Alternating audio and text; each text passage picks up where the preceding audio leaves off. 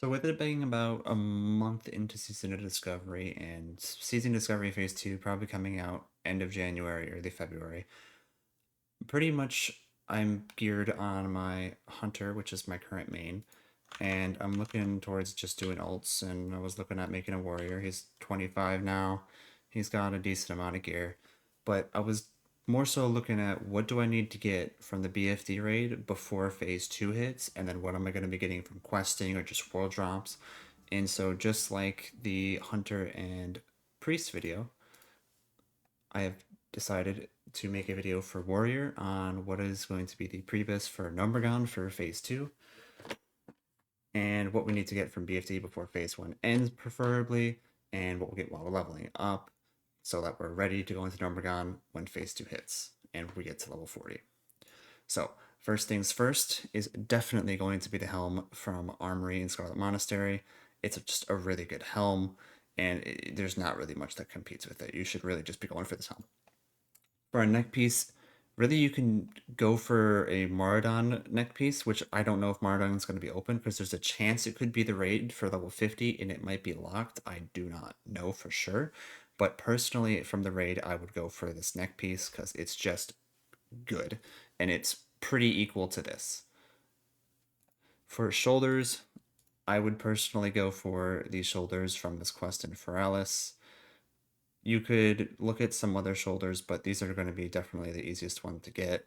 This is also an option, but it's such a low drop chance you probably aren't going to get it, and so I would just go for this one.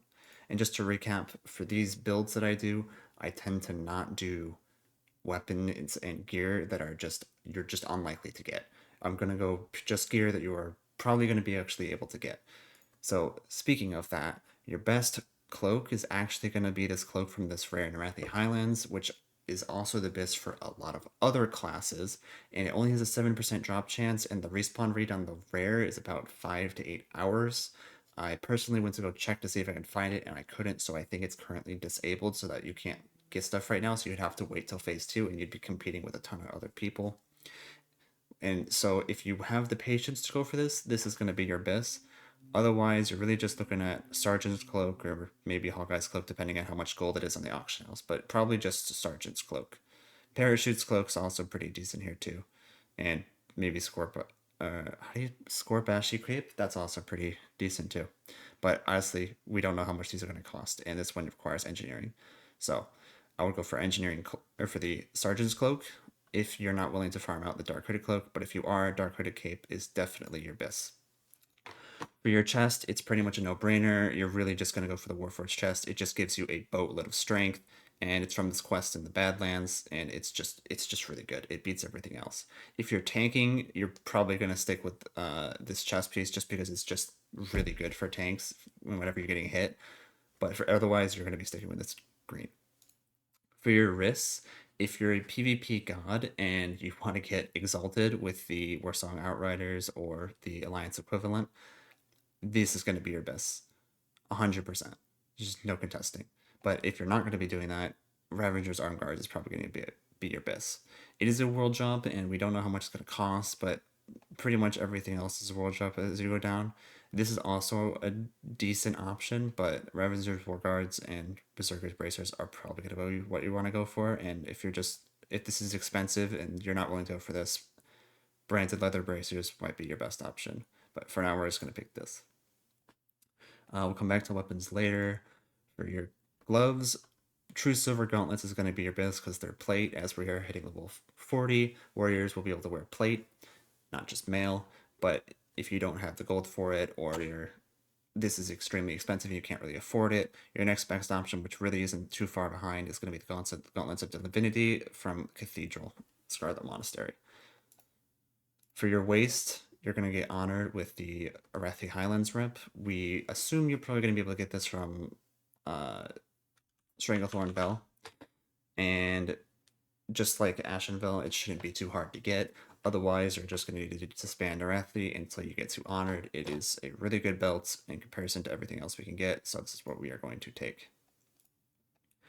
For our legs, you have really two options, but your best option is probably going to be Centurion leggings because it gives you strength and agility from this quest in Searing Gorge. But your second option is the Scarlet leggings, also from Cathedral, because it does give you 5 more strength and 10 stamina in exchange for the 15 agility. So if you're hurting for that stamina, this is definitely your next best item. But if you're not and you want to go pure DPS, this is going to be your best DPS legs. For our boots, in my opinion, I think the revered Arathor or Arathi Highlands rep is going to be the best boots by far because it increases your run speed, gives you strength, agility, and stamina. It's very nice, well rounded. It gives us a little bit more of that defensive so we can survive our raid fights. But if you're pretty much good on defensives, you could also look at getting Shin Kicker boots, as well as if you're not willing to grind out for revered. This is going to be your next best thing. But for our best option, we're probably going to pick these revered boots. Now for our rings, you're pretty much just going to get the Protector's Band, which you should be honored by now with the Warsong Gold Trap. If you aren't, just go to Ashenville, and it's really not hard to do. Every single time you do the event, you get like 1,000 rep, and you don't really need to do it very much. It's very easy to get. For our second ring, most of these are just world drops or really hard to get.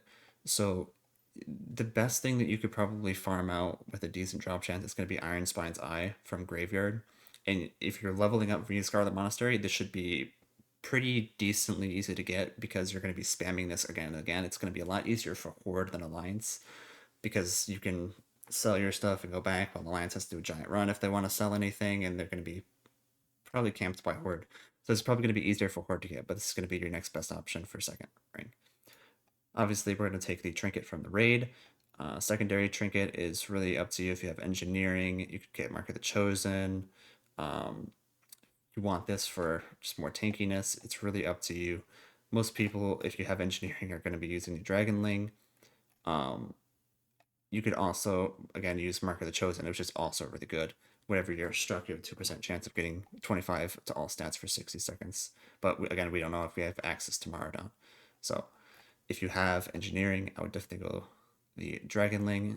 If not, it's really up to you, whatever you need. If you want to go more stamina to be more defensive, or maybe you want to give people some HP and mana, it's up to you.